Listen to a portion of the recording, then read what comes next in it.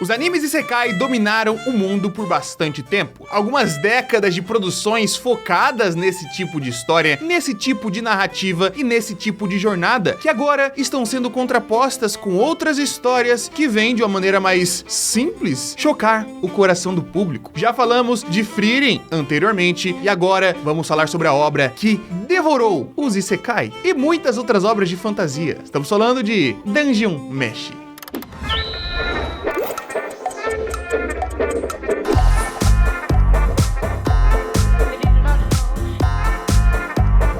Estou vendo nos últimos tempos muitas discussões em torno desse tema, né, do título que a gente trouxe aqui pra esse vídeo, embora a gente vai falar especificamente de Dungeon Meshi, mas sobre como essas duas obras, sobre como essas três obras, se a gente for incluir Osama Ranking, tem esse diferencial de ser uma obra de fantasia mais completa do que a gente está acostumado como, bom, as obras de fantasia que a gente viu nos últimos tempos, considerando as adaptações de Isekai, de Tensei e por aí vai. E devo dizer que assim, a resposta pra isso é meio que óbvia e direta. Porque se você tá tratando de uma história diretamente do mundo de fantasia e você não precisa gastar tempo de tela pra te mostrar que esse mundo de fantasia veio de uma perspectiva de uma pessoa que já conhecia o mundo de fantasias e por aí vai, você pode gastar mais tempo com os personagens, pode gastar mais tempo com o universo. Só pra dar aqui a pontuada, assim, sim, devorou, destruiu os universos. Sim, é feito pra isso, porque é direto ao ponto, você entende? Só pra dar aquela coisinha na lógica da cabeça.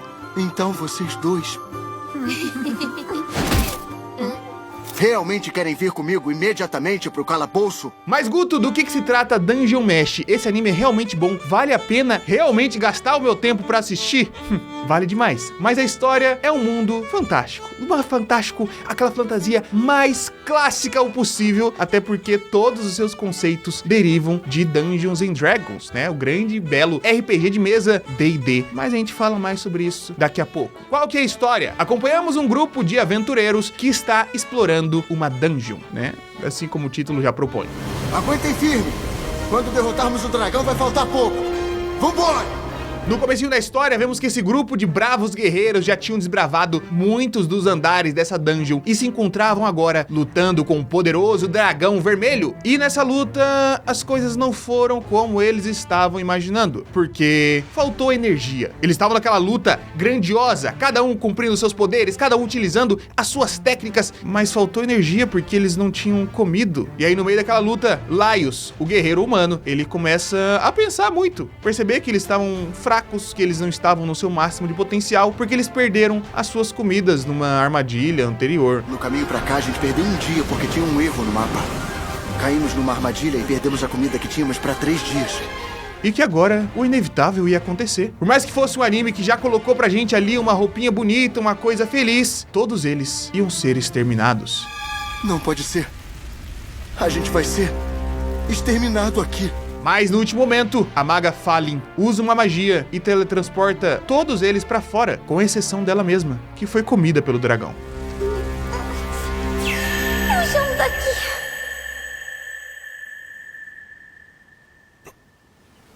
Então esse grupo, nesse momento, fora da dungeon, precisa entrar mais uma vez pra tentar resgatar a sua amiga. Não só a sua amiga, como irmã, no caso do Laios. E vamos então à apresentação dos personagens que aqui estão na party.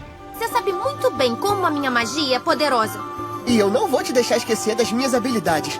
Nem vem me dizer que não quer alguém que desarma armadilhas e abre portas. Começando pelo próprio Laios, que a gente já mencionou, o Laios é um guerreiro humano e ele gosta muito de monstros. Ele tem uma questão ali de tentar descobrir mais e mais sobre os monstros. Ele é muito aficionado. Ele tem um hiperfoco gigantesco em monstros. Então ele cataloga, ele estuda, ele quer entender, ele sabe muito mais detalhes do que todos os outros. E às vezes essa curiosidade dele leva o grupo a situações mais complicadas e complexas. Você quer dizer que nós vamos comer os monstros?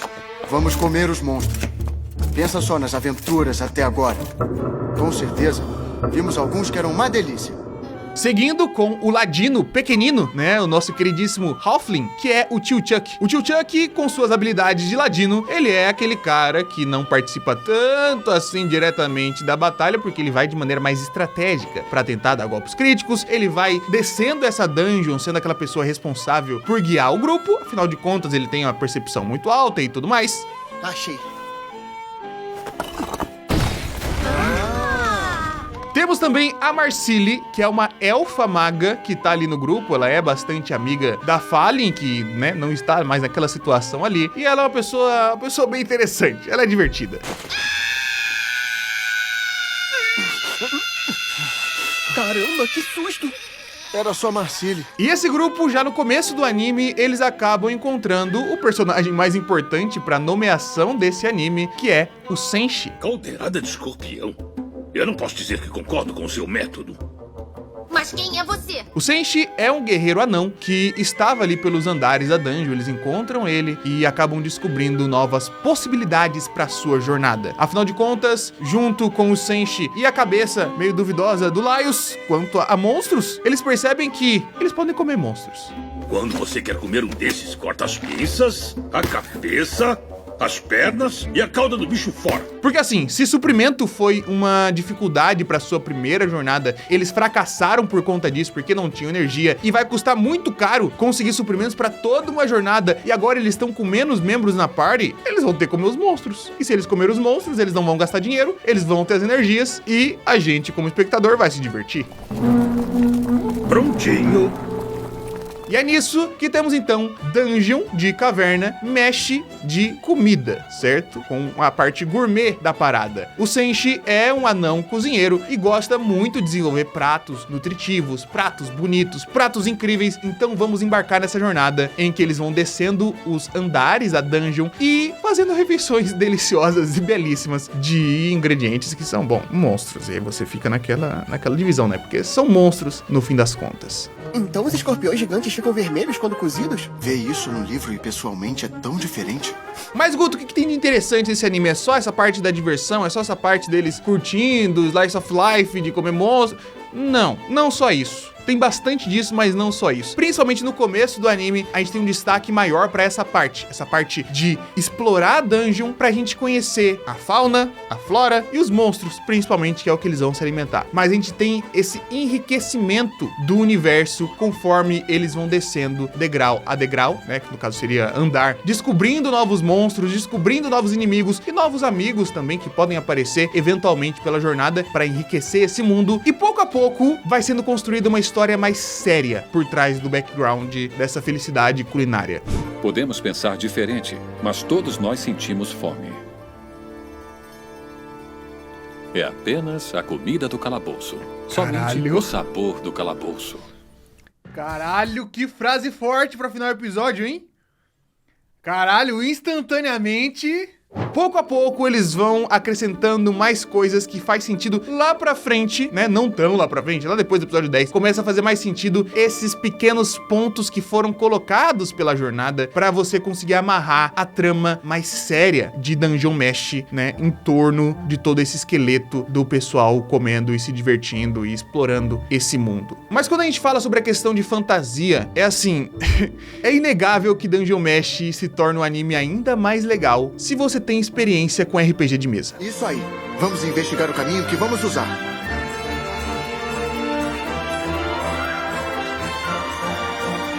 Porque assim, tudo que tá ali dentro saiu de uma jornada de RPG de mesa. Não é apenas, não, a gente tem as classes clássicas, a gente tem guerreiro, tem mago, tem bruxo, tem, eu sei lá, tem ladino, tem ali a parte principal, que tem as raças, as classes. Não apenas isso. É uma diversão tão absurda pra quem curte RPG de mesa, porque tudo o que eles fazem, você consegue visualizar na jornada de RPG. Eu sou uma pessoa nova no mundo de RPG de mesa, tô aprendendo muito sobre D&D agora, recentemente, na mesa que a gente tá jogando. E assim, eu tô aprendendo todas as coisas. Sobre como os personagens ficam mais fortes com o passar dos níveis, né? Os níveis de classe, de personagem mesmo. Como as suas habilidades vão aumentando, como você pode montar um multiclasses, como cada classe tem um tipo de afinidade maior pra uma coisa específica. E tudo isso você consegue ver em Dungeon Mesh, né? Na aventura que eu jogo, que inclusive já deixo aqui a recomendação pra vocês acompanharem, que é muito incrível, que é Despertar do Abismo, uma aventura baseada no sistema de D&D, com um cenário próprio, o cenário de Lágrima, que tem essa abertura maravilhosa que vocês estão vendo aqui, né? A abertura toda estilizada no estilo de anime. E assim, nessa aventura eu tô jogando, ou estava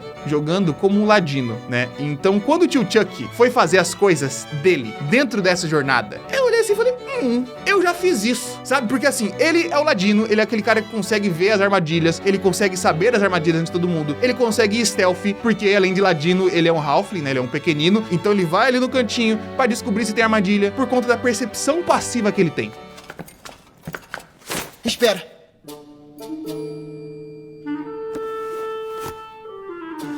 Sabe, isso é um tipo de coisa, caso você esteja totalmente por fora do mundo do RPG, são dados que você acrescenta na sua ficha de personagem de RPG de acordo com sua raça, certo? No caso do tio Chuck, um pequenino, ou um halfling, ou um metadinha, como a gente chama no mundo de Lágrima, e a sua classe, certo? No caso dele, um ladino, assim como eu era. Além da sua própria predisposição de você ser uma pessoa que tá criando seu personagem, né? Você colocar o seu antepassado, você escolher como que você vai upar as suas habilidades, ou como que você vai upar as suas características dali em diante. Mas tem muitas coisas que são meio que base. Um ladino halfling vai ter a percepção alta pra conseguir ver as armadilhas. E aí, é isso que ele faz durante a jornada. Ele vai descendo esses andares de olho em tudo. Ele vai sabendo as coisas que o pessoal pode pisar, onde não pode, justamente porque ele é o cara que consegue guiar dessa forma. Essa pedra e essa, podem pisar nelas.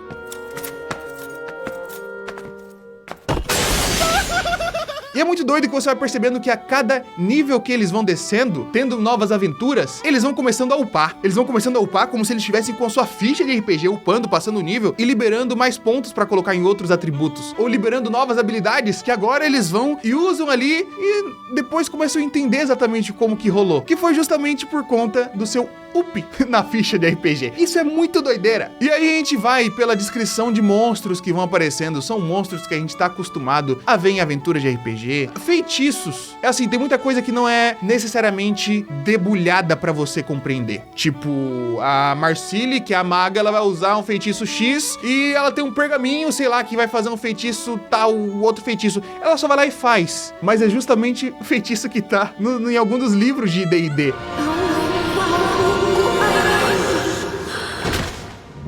Marcille!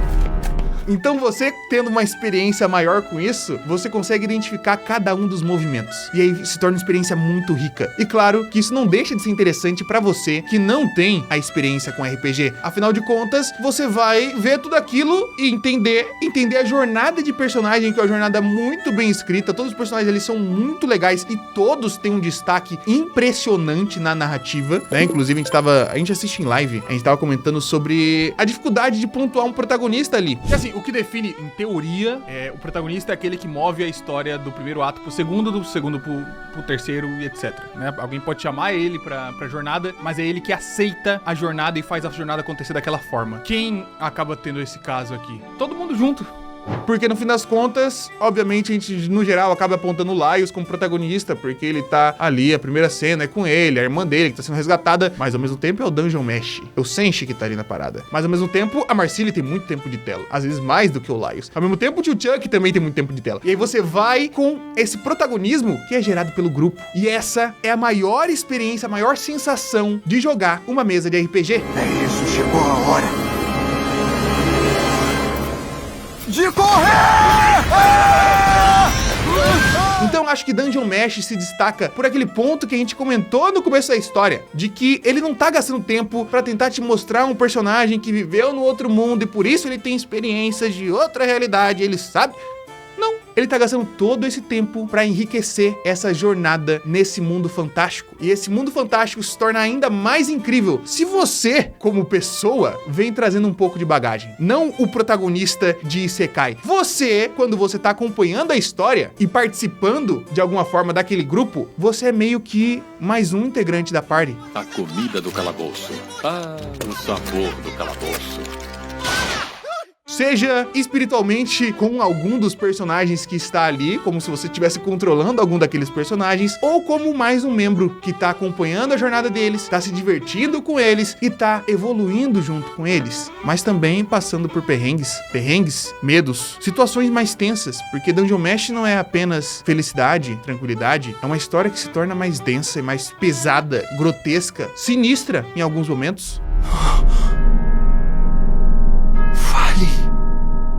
E eu acho que tudo isso é o que condensa e consegue resumir o que é uma história de RPG. E é exatamente essa a vantagem que essas histórias fantásticas têm sobre o restante. Elas sabem ser uma história de fantasia que te inclui na parada e que você vai estar ali do começo ao fim, vivendo todas as sensações junto com os personagens, sem saber o que vai acontecer. Pode ser um final triste, pode ser um final feliz, pode ser um final aberto. Eu não faço a menor ideia do que vai acontecer. Por mais que tenha um clima, tudo pode acontecer. E bom, isso é RPG. Esperem por mim! Com uma nova espada nas mãos, a jornada continua. E se você quer entender mais desse universo de RPG, quer consumir conteúdo sobre isso, quer estar nesse universo antes de começar a jogar, ou quer já começar a jogar, mas quer saber como você pode fazer isso, venha pra gente acompanhar a nossa aventura da D20 Culture, que a gente faz o Despertar do Abismo, dentre outras mesas que são feitas lá na casa, que assim, juro pra vocês, eu falo isso do coração, Dungeon Mesh é uma parada que foi totalmente diferente pra mim, por ter vivido experiências parecidas com RPG, por ter vivido experiências estranhamente específicas e estranhamente semelhantes com o que aconteceu em Dungeon Mesh. E tudo isso você pode conferir na nossa jogatina, que já tem muitos e muitos episódios editadinhos, lindo, todo um elenco maravilhoso pra você curtir essa experiência e também pra você poder montar sua própria experiência com base nesse cenário. As informações estão na descrição também e eu tenho certeza absoluta, eu até hoje nunca vi uma pessoa que jogou RPG e não gostou. O que acompanhou RPG e não gostou. Não tem. É experiência, é diversão, é felicidade, é tudo no lugar só. Então vem!